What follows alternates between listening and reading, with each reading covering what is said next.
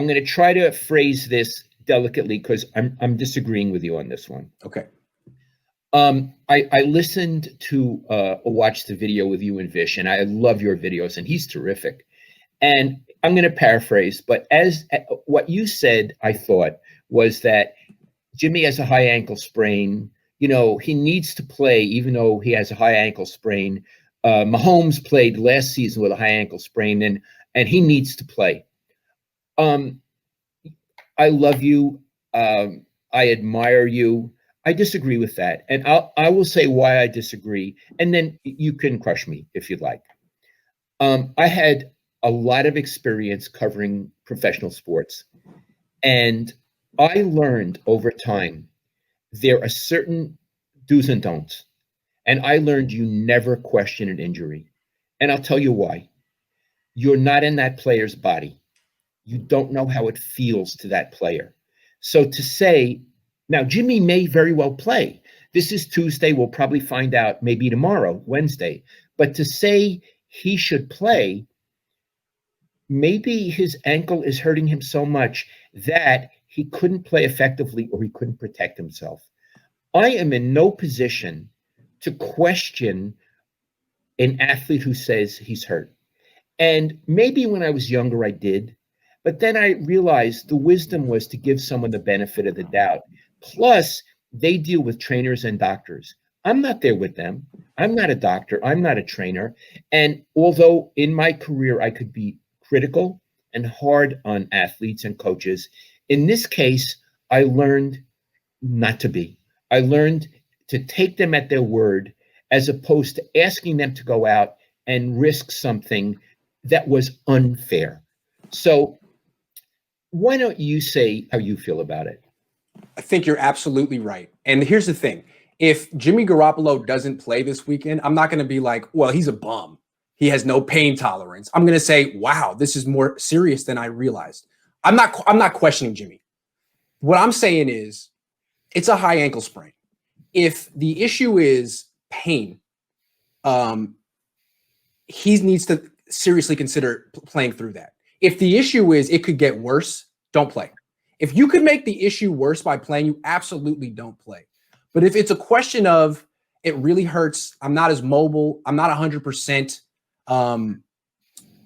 If you can't protect yourself, then don't play. But if you can protect yourself somewhat, and it would be such a boost to the team to have him on the field. And I think him not playing they would be underdogs. If he can physically do it, I think he owes it to the team to try.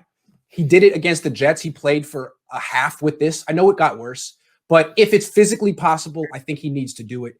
That doesn't mean it is physically possible, and I'm not saying it is. I don't know. If he doesn't play, I'm not going to say, well, Jimmy let the team down. I'm going to say it was more serious than I understood. But I think he understands the deal too. If it's physically possible, they're paying him to gut it out and play at 75%.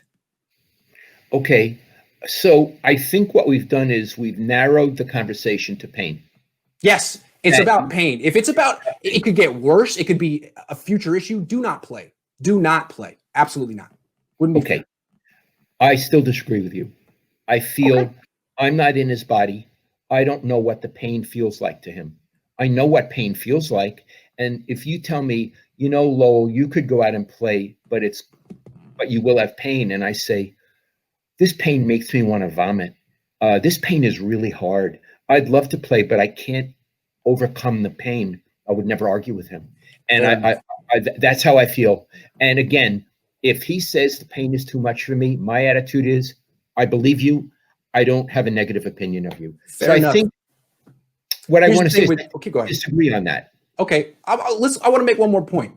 If the pain is too much and Jimmy can't play through this and it keeps him out 4 weeks, then I think what the Niners are going to have to think about with him, big picture, is does he get hurt too much? It's fair that he's hurt, but he separated a shoulder in 2016 in game 2, missed a lot of time. Tore his ACL game 3, 2018, missed a season. Injured his ankle severely 2020, week 2.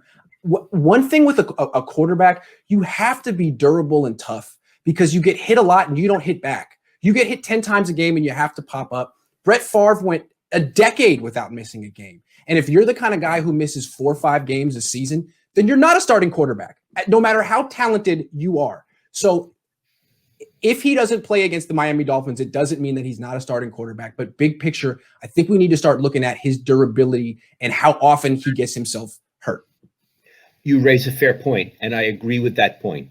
I understand. We don't morally judge someone for getting hurt. We don't blame them for getting hurt, and we don't blame them for having pain. We don't. Right. But you could say that, gee, so-and-so gets hurt a lot.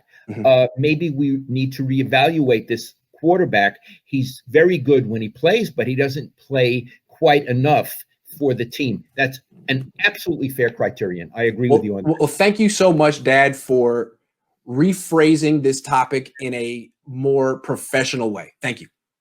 Yeah, I mean, thank you so much. And I think what we're showing people is people can disagree politely. Yes. And learn from each other. You know, on Twitter, there is so much "you're an idiot" and all of the things I didn't call Grant an idiot, and he didn't call me an idiot. This was a serious topic. I happen to have a little more experience at it. He knows more football than I do, but I've witnessed this hundreds of times in my life, and I came to a tiny bit of wisdom about it. And I hope that at the very least we modeled for people watching on how people can disagree in a civilized manner.